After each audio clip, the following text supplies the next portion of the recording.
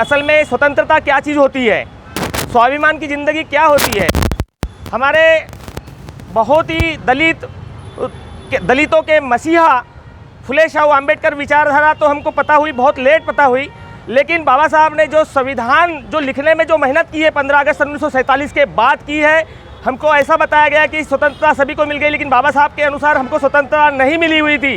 क्योंकि हमारे जो हक अधिकार की जो लड़ाई थी वो पूर्ण तरह से संविधान लिखने के बाद ही हुआ। और संविधान लिखने के टाइम में बाबा साहब को बहुत संघर्ष करना पड़ा। कम समय में संविधान लिखना था और उन्होंने करके दिखाया। बहुत से लोगों ने उनके संघर्ष में साथ देने का प्रयास किया, लेकिन संविधान लिख नहीं पाए उन लोगों ने, और उनके हाथ, कमर, पैर पकड़ने की कोशिश की है, क्योंकि मनुवादी लोगों ने बाबा साहब ने संविधान नहीं लिखना चाहिए, लेकिन उस टाइम में सिर्फ बाबा साहब ही लिख सकते थे, ऐसी अंग्रेज़ों का कहना था। और अंग्रेज़ों के माध्यम से जब संविधान पूरा हो गया लागू करने के लिए 26 जनवरी सन 1950 को जब लागू किया, तो हमारे बहुजनों को जो हक अधिकार जो मिलना था वो सन 1950, 60, 70 तक के नहीं मिला। वो अधिकार हमारे सन 1980 के बाद ही लागू हुआ, क्योंकि बाबा साहब ने इतना अच्छा संविधान दिया जो पूरे वर्ल्ड में जाना जाता है, जिसमें SC,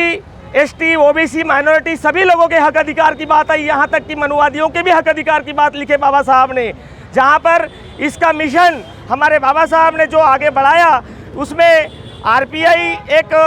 संगठन ने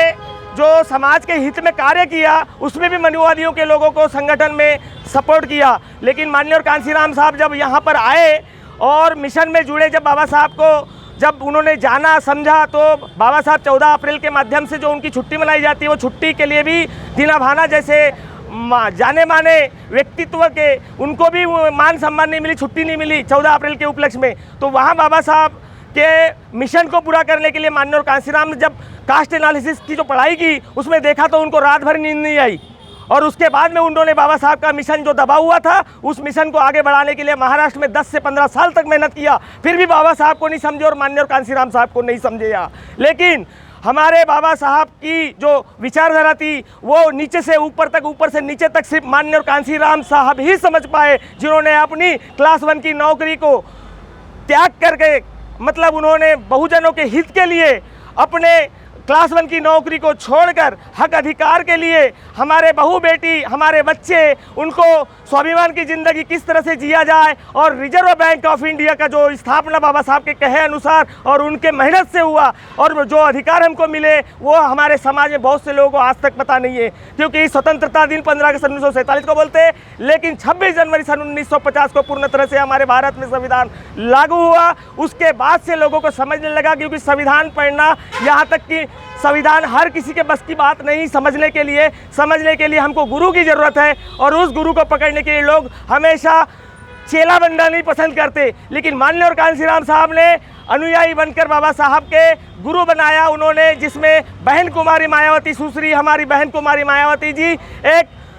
कम उम्र में उनके अंदर में एक लीडरशिप की क्वालिटी दिखी, और वो क्वालिटी के माध्यम से माननीय कांशीराम साहब यहाँ पर महाराष्ट्र के अंदर में तो विफल हुए, लेकिन नहीं हो सकत को हो सकत है, ये विचारधारा को उत्तर प्रदेश में घर घर में जाके फुले शाह अम्बेडकर विचारधारा को प्रसार करके लोगों तक के, जन जन तक के, उनके कल्याण, उनके अधिकार के लिए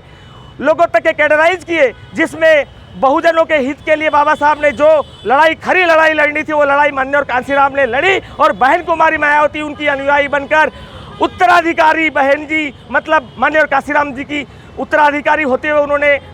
बखूबी बहुत अच्छे तरह से निभाया, जिसमें बहन कुमारी मायावती और माननीय कांशीराम के संघर्ष ने, और संगठन ने, BSP के संगठन ने, बामसेब के संगठन ने आज हमारे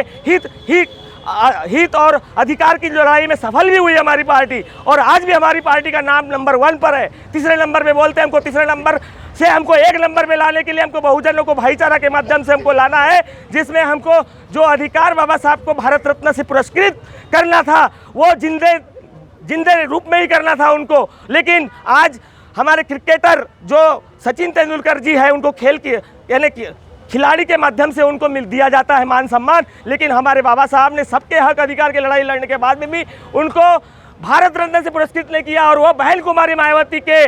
और माननीय और कांशीराम साहब के संघर्ष के माध्यम से भारत रत्न बाबा साहब आम्बेडकर का मिला और आज भारत रत्न के आदेश और भारत रत्न को फॉलो किया जा रहा है और मनुवादी सिस्टम भी आज झुक चुका है और मानने को तैयार हो गया है। मैं इसी नारे के आधार पर बहुजन समाज पार्टी को तहे दिल से सैल्यूट करता हूं और सभी संत गुरु महापुरुषों को मैं नमन करता हूं, धन्यवाद देता हूं, जिनके कार्य से हमारा समाज आज प्रफुल्लित है, खुश है। और ये जो पर्व मनाया जाता है संविधान का, ये संविधान हम सब लोगों के आंखों में आंसू न होते हुए सभी के अंदर में हृदय परिवर्तन के खुशियाँ मनाएंगे, हम खुशियाँ मनाएंगे और बहुजन समाज को आगे बढ़ाएंगे। इतना ही कहकर मैं बहुजनों से तहे दिल से उन्हें नमन करता हूँ, धन्यवाद देता हूँ और हमारे कैडराइज जितने भी हमारे कार्यकर्तागण हैं, मैं उन्हीं को धन्यवाद देता हूं और हमारे महापुरुषों को धन्यवाद देता हूं। इतना ही कहकर मैं जय भीम, जय भारत, जय संविधान को करता हूं। समाज पार्टीचा जय सो, बहुजन समाज पार्टीचा विजय असो, परम पूज्य बोधिसत्व डॉक्टर बाबासाहेब आंबेडकरांचा विजय असो, विजय असो, परम पूज्य बोधिसत्व डॉक्टर बाबासाहेब आंबेडकरांचा विजय असो। अरे बहना संघर्ष करो, हम आपके साथ हैं, बहना संघर्ष करो, हम आपके साथ हैं। भारतीय गणतंत्र दिन चिराई हो, चिराई हो, चिराई हो। आज ठीक रहा।